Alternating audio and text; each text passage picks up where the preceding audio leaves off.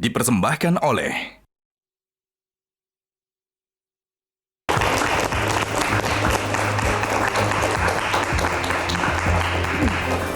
Mas Adi, jadi mungkinkah Pak Prabowo sedang berada dalam posisi harus memilih antara Bu Mega atau Pak Jokowi?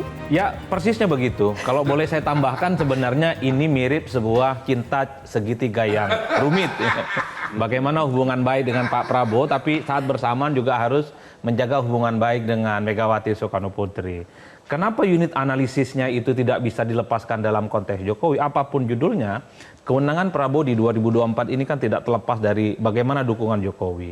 Yang kedua, per hari ini Jokowi itu masih adalah presiden yang definitif. Dalam konteks itulah sepertinya kalau kita membaca statement-statement netizen dan pembicaraan publik secara umum, kalau Prabowo Subianto tiba-tiba bertemu dengan Megawati Soekarnoputri, muncul dugaan-dugaan bahwa Pak Prabowo sudah tidak lagi menganggap Jokowi itu penting dan variabel yang layak untuk diperhitungkan untuk konteks. Kan saya bilang ini soal bagaimana statement-statement publik ya. Tapi pada saat yang bersamaan, ketika pertemuan antara Prabowo dan Pak Jokowi ini tidak kunjung selesai, itu artinya bahwa Jokowi itu jauh lebih penting dengan Megawati. Itu yang pembicaraan per hari ini. Oleh karena itu, ini bagi saya sangat tergantung 20 Oktober nanti. Ketika peralihan kekuasaan politik itu terjadi dari Jokowi ke Pak Prabowo, rasa-rasanya Pak Prabowo akan menentukan segala-galanya. Akan jauh lebih memilih mana, Pak Jokowi ataukah Megawati Soekarnoputri. Karena kalau bicara tentang sustainability development di masa yang akan datang, Prabowo misalnya butuh kekuatan politik di parlemen, tentu jawabannya adalah PDIP salah satunya. Selain Nasdem, selain PKS. Siapa tahu PKS diajak, kan kira-kira begitu. Pasti dibutuhkan. Kalau bicara lagi tentang variabel Pak Jokowi, apa kepentingannya merawat hubungan baik dengan Pak Jokowi? Kalau kebutuhan untuk mencari dukungan politik di parlemen. Mengingat misalnya per hari ini Pak Jokowi bukan ketua umum partai, tidak punya support sistem politik yang jauh lebih expose ketimbang partai-partai politik yang lain. Bagi saya, sebelum tanggal 20 Oktober, sepanjang itu juga Prabowo itu terjebak pada satu kerumitan cinta segitiga yang menurut saya agak sulit untuk diurai itu. Memilih antara merawat hubungan baik dengan Pak Jokowi dan pada saat yang bersamaan harus merawat hubungan baik dengan Megawati, per hari ini itu nggak gampang dilakukan oleh Pak Prabowo Subianto. Jadi kalau ke depan Prabowo tidak bertemu dengan Megawati, pasti ini menebalkan satu keyakinan bahwa Prabowo lebih condong kepada Jokowi ketimbang Megawati Soekarnoputri. Jadi begitu, semoga ini bukan kompor. Ini rakyat biasa yang bicara, bukan orang dalam dan tidak ada bocoran apapun. Rakyat biasa yang namanya Adi Praitno. Tapi baik, maaf, saya menanggapi sedikit karena itu saya kurang setuju ya, karena dianggap bahwa ini antara satu dengan yang lainnya. Padahal Pak Prabowo itu harus selalu menempatkan harus bekerja sama dengan semuanya. Jadi bukan antara satu dengan yang lainnya. Kalau bisa dua-duanya ya ayo. Bahkan tadi kan dikatakan mungkin siapa tahu bisa jadi jembatan. Dan saya yakin kembali lagi, beliau akan bicara dengan semuanya, berdiskusi dengan semuanya. Tapi saya yakin semuanya pun sudah sangat paham bahwa Pak Prabowo ini mau membangun dengan semangat gotong royong dan persatuan Indonesia. Baik. Yang artinya kalau beliaunya ke Bu Megawati pertemuan, toh juga saya yakin Pak Jokowi sudah sangat paham bahwa beliau punya hubungan sangat baik dengan Bu Megawati. Yang itu nggak ada kaitannya dengan beliau memilih Bu Megawati di atasnya Pak Jokowi.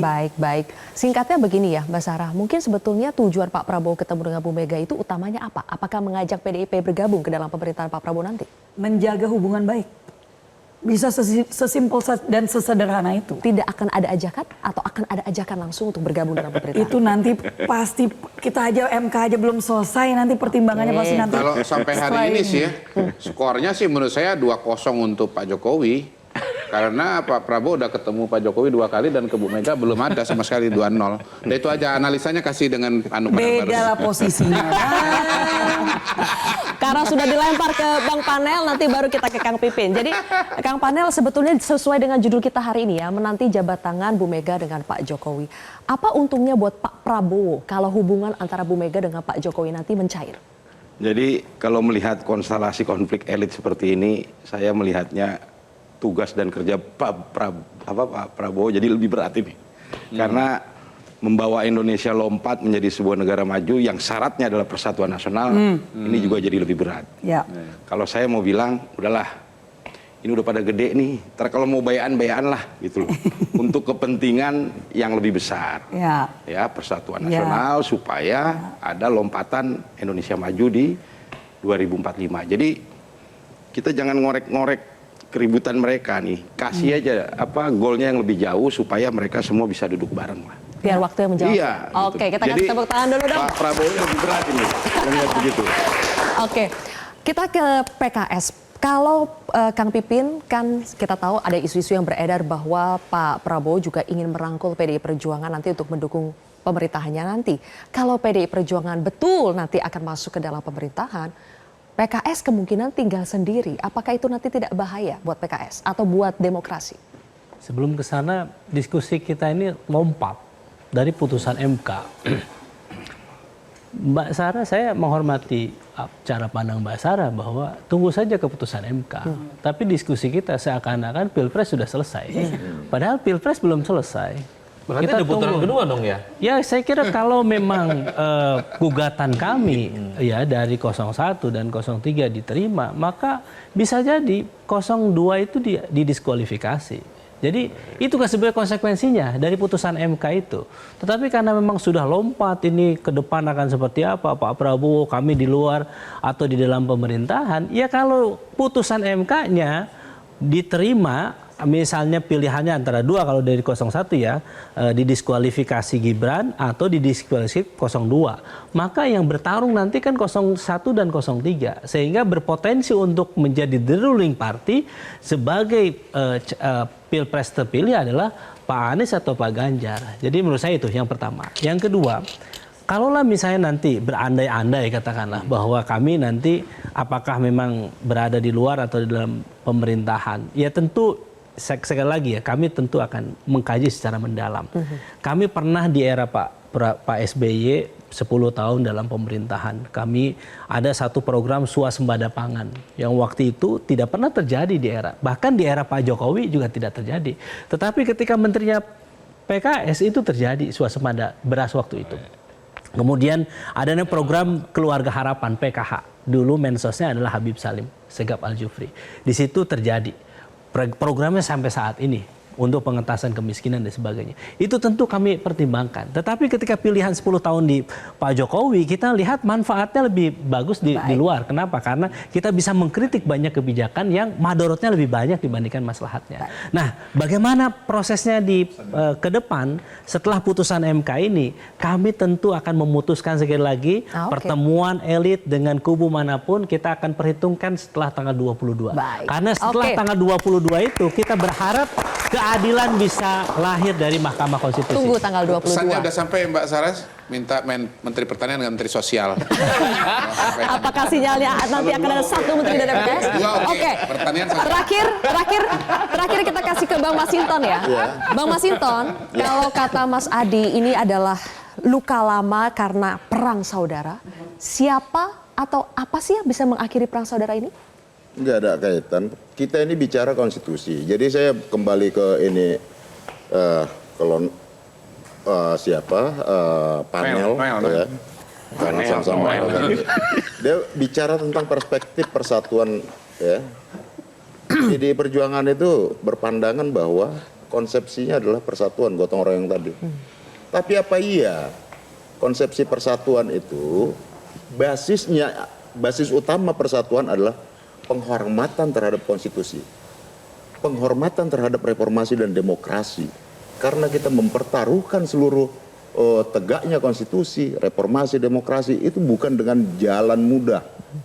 Maka ketika bicara tentang persatuan nasional, kita nggak mungkin dong bicara tentang persatuan nasional hanya dalam level jargon terhadap orang yang mengacak-acak konstitusi. Putusan MK 90 itu. Nah gitu ya. Nah jadi ya, tadi Pak Kodar ini bagus sekali nih sebagai pengamat, bahkan diamatin betul itu pergerakan Pak Prabowo belum ketemu Bu Mega udah setahun setengah lebih gitu kan. Tapi itu pun sedetail itu gitu ya. Bagus. Jadi tapi ya cara pandang bahwa seakan-akan nih Bu Mega menjadi problem yang nggak mau ketemu tokoh atau apa gitu loh ya.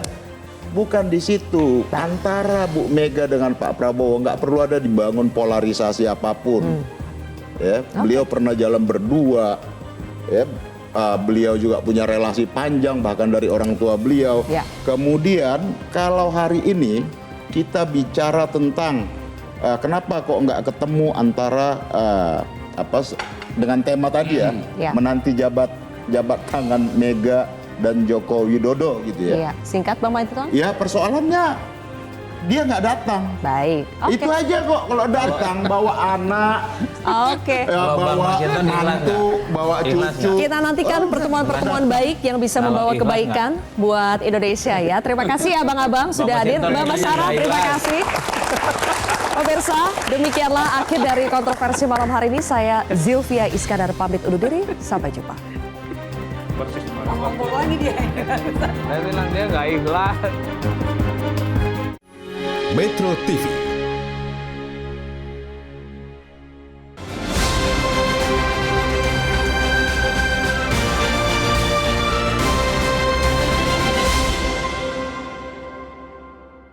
Dipersembahkan oleh